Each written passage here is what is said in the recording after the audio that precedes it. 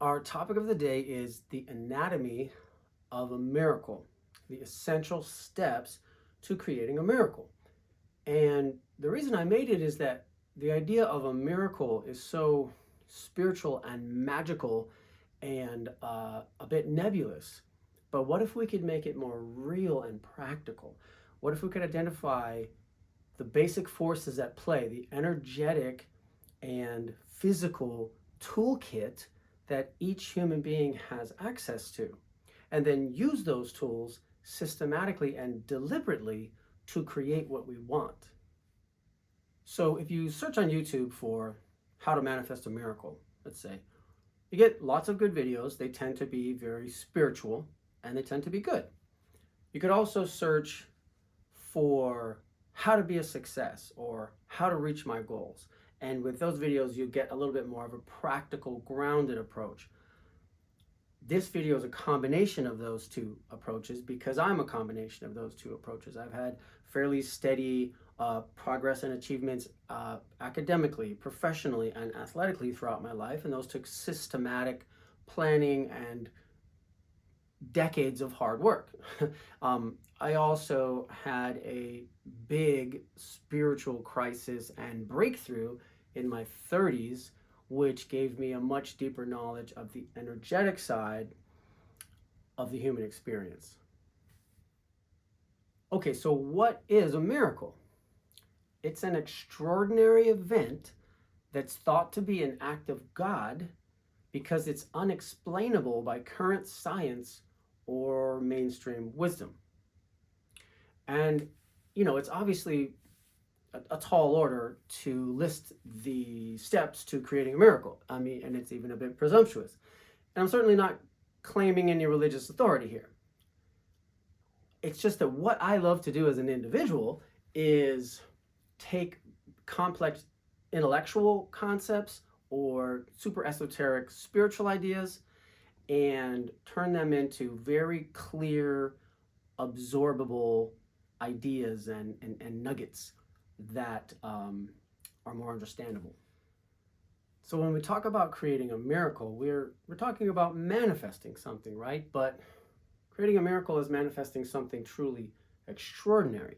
So in this video, we'll talk about the basic physical and energetic steps to manifest something, plus we'll add in some extra rocket fuel from the ancient masters and some modern mystics about how to create an actual miracle.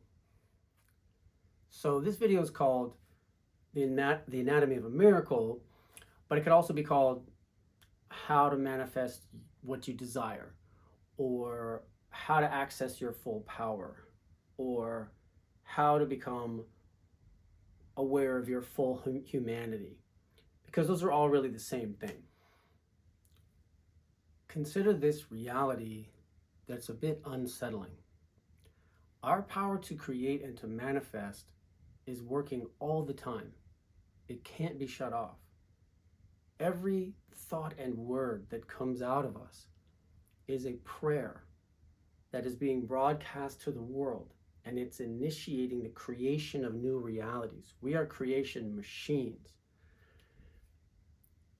We often think that when we pray, that's the only time that God or the universe hears us and puts those words into action, or those thoughts or those energies into action.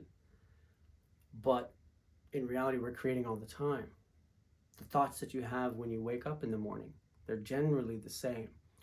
The things that we utter out of our mouth every day about love, about health, about finances, those are creating those realities for us and reinforcing them.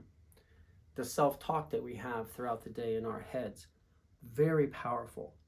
So we are creating all the time. And here's the thing, most of this creation is done unconsciously. The trick is to use our creative powers deliberately to build the world and the life that we want.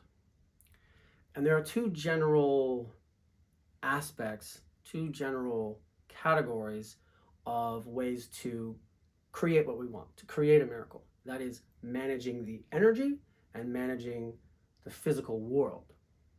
So in terms of managing the energy, Most spiritual approaches, from completely New Age approaches to traditional religious approaches, they talk about the power of your thoughts and your words, but they also go into the importance of connecting to something bigger than yourself, right? Your intuition, your subconscious, your higher self, God, the universe, because this lets you go beyond the limitations of your logical mind. But we can't forget about the other half of our creative power. We have to have our feet on the ground, have a plan, and put in the work. Serena Williams said, everybody's dream can come true if they just stick to it and work hard. And I mean, many champions of sport and industry in the modern world attribute their success to simply hard work and consistency. So, when we combine both the energetic and the tangible aspects, in other words, the spiritual and the practical, then we become very powerful and we become better and better at creating what we want. But most of us tend to leave out one half of this equation. We either bury our head in the work and we ignore the energetic factors like inner blockages, right? Like you're doing everything right, you're working really hard, and it's just not working out, or you're having the same problems. That's an inner blockage. Or we're tapped in, super spiritual, very intuitive, but we're not putting our wisdom into action. So today I'm going to talk about the 8 specific steps to creating a miracle, and I'll do that in just 1 minute. But if we're talking about manifesting something or creating something, sometimes out of thin air, we first have to accept one fact, and that is that everything in the universe is energy. Einstein correctly theorized that light sometimes behaves like energy, a wave, and sometimes it behaves like a physical particle, a photon, depending on the conditions. That's called wave-particle duality. He also said that the field, which is the invisible energetic forces that are acting upon the world, the field is the sole governing agency of the particle. That's a big deal. He's saying that energy manipulates and controls the physical world. So the idea that energy can materialize as matter, or it can affect and change matter, isn't just a theory, it's what's happening all the time, trillions of times per second. So in order to fully recruit our creative power as human beings, we have to address and utilize our energetic and our physical tools. A few months ago, I actually ran into Deepak Chopra. In my world, he's huge. He's obviously very famous, and he was gracious enough to talk to me for a few minutes, and he's the real deal. His vibe in person was wonderful. And he has a great quote. He says that the quantum is the transitional realm between the spirit and material worlds.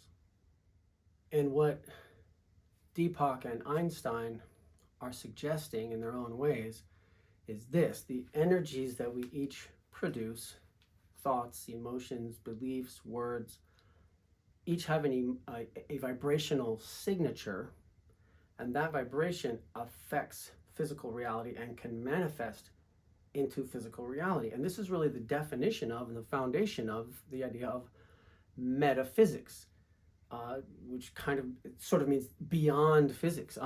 And it's this notion that there are invisible energies around us all the time that play an important role in creating the tangible world that we see.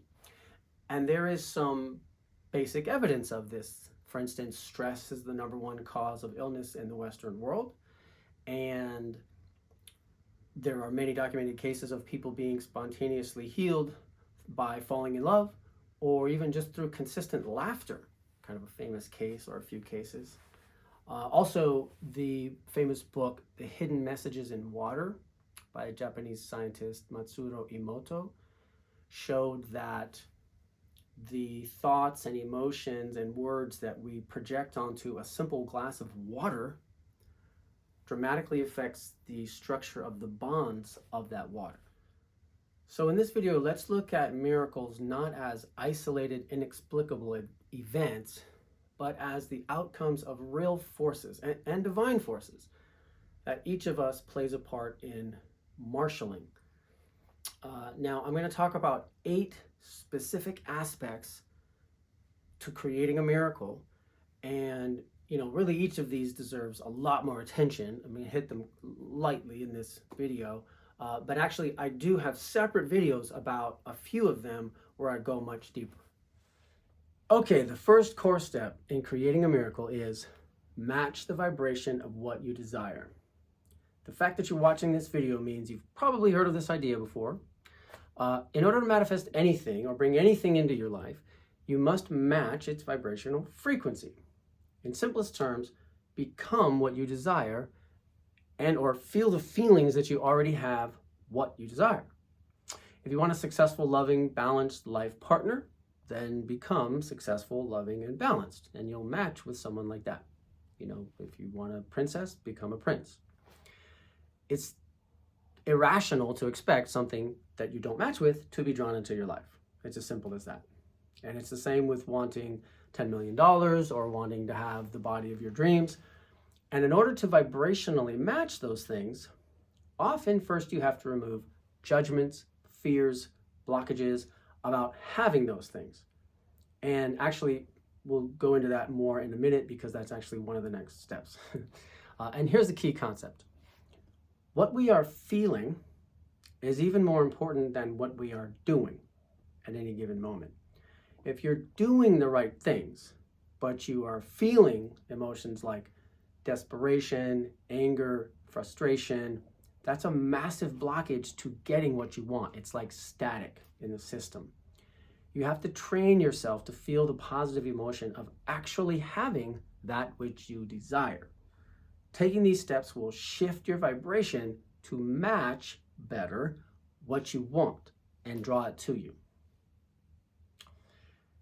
Okay, step number 2 is cleanse and activate your divine tuning fork, which is your body.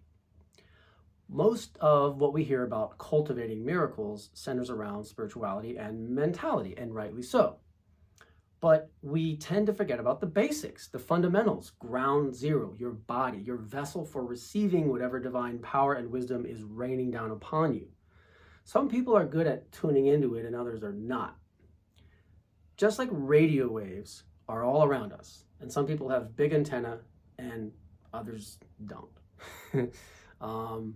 Our bodies, minds, and emotions are the divine antenna. If they're clogged, toxified, low energy, then they're not very good receivers of the divine radio signals coming at us all day long. So detoxing, exercising, eating clean, high energy food, basically raising the base vibrational frequency of your body is absolutely ground zero, step 1. And I really learned this the hard way over several years of my own awakening. So this is step 1 for opening up to magic and divinity and creating a miracle in your life. We talk about raising your base metabolic rate to change your body. Well, we all have to raise our base vibrational frequency to change our life. Does that make sense? Okay, step 3 is imagine with emotion. When you simply imagine the outcome that you desire in vivid detail and stir up the most powerful emotions possible of love, elation, fulfillment, ecstasy, you supercharge and dramatically accelerate the materialization of that outcome into physical reality. Spiritually and metaphysically, strong, pure intention is an incredible catalyst for manifestation. It's the seed of the miracle of creation. Now, there's one big step to take before this visualization that will dramatically improve your results. And that's shifting your brain waves from beta, your conscious mind, to alpha or theta, which are slower brainwave cycles, which induce more dreamlike states. Now, this sounds super technical, but it's just what happens during a meditation session, basically. So alpha and especially theta brainwaves, allow you to access your subconscious mind, which is incredibly powerful for a few reasons. First, because in your subconscious, you're not bound by third dimensional reality as you are in beta brainwave states. And second, because your subconscious is the silent control center of your life, where 95% of brain activity takes place. When you access your subconscious and you vividly visualize dreams coming into reality with both sensory detail and strong emotion, there are neurological mechanisms triggered that significantly enhance manifestation. And some of these are what neuroscientists call value tagging, that process, and a few others. Okay, so if you've not meditated before or you don't feel confident at it, it's probably easier than you think. I've done it 1,000 times with my own method or methods, but I didn't even know I was meditating for years, but I realized I was. But I will give you two ultra simple methods from two highly acclaimed sources called Dr. Mike Dow and Jose Silva. So first, of course, you just get comfortable in a quiet room and set the intention of accessing your subconscious mind. That can just be one sentence. Then you imagine yourself in an elevator slowly going down 12 floors. With each lower floor, your body gets more and more relaxed and calm. By the time you reach the bottom, you'll be ready. Yes, it's that simple. That's what you do. The other method is, after you're alone and quiet in a room, you count down backwards from 100 to 1. Or even if you're good at meditating already, from 50 to 1, or even 10 to 1. That's it.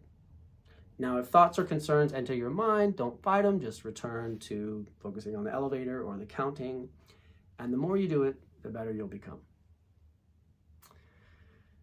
Okay, step 4. Write down your goals and take consistent action. Sounds pretty obvious. There's a lot of scientific research on the effectiveness of writing down your specific goals in pen and paper, and including specific steps and a somewhat detailed timeline. Those are important. So those give your subconscious and your conscious minds a clear roadmap for manifesting what you want, so they can work in the background on it all the time. Then you follow the plan and take consistent daily action towards your goals. This is where commitment, hard work, determination, and consistency come into play. So to most people, this is the most obvious step, and it's certainly key.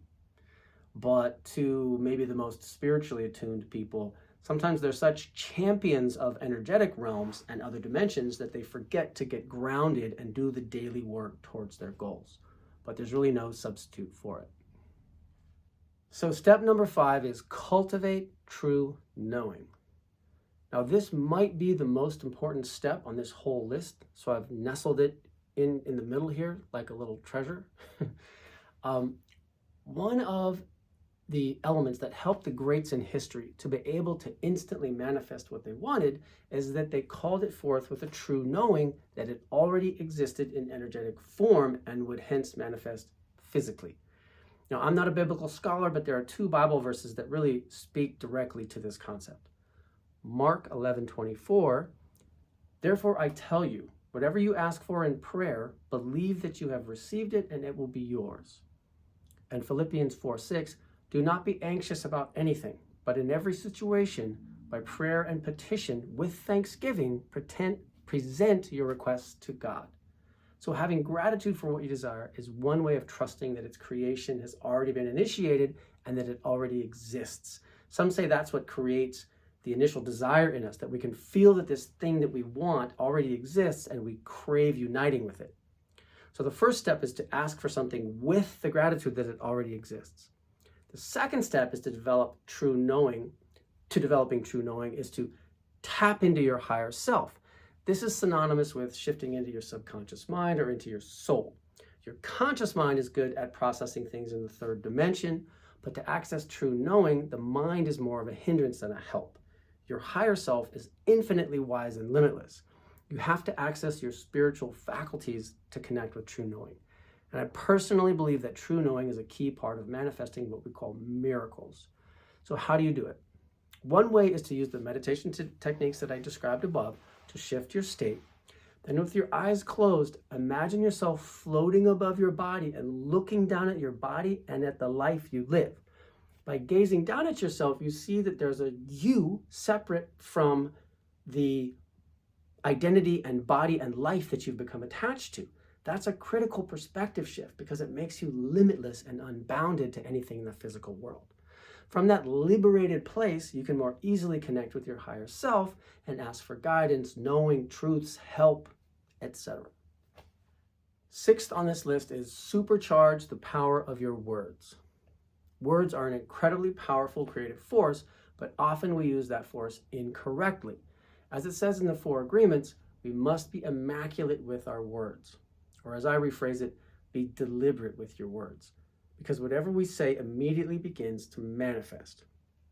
So if I say, I'm so tired of being overweight, the universe says back, and so it is. You're focused on being tired and overweight. You are perpetuating what you don't want. But if you say, I'm excited to be thin, the universe responds and says, and so it is. You will perpetuate being excited and being thin. And so you begin to create those positive realities. In the words of Michael Beckwith, who's an important guide and mentor for me, he says, rather than praying for a desired state of being, pray from a desired state of being. And I really love that. In other words, rather than feeling needy and discouraged and begging for a job in a prayer, deliberately put yourself into a state of gratitude and excitement, however you can do that, not fake but real, and from there, call forth the job that is best for you, the best fit for you.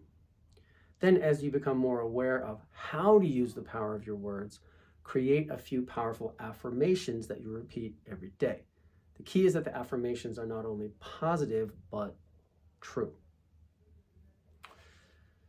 Okay, the 7th technique is breakthrough subconscious limits. Now, this is outlined in great detail in other videos in my online courses, but suffice it to say that the greatest single limitation to success and happiness in most people's lives is their own self-created subconscious limits.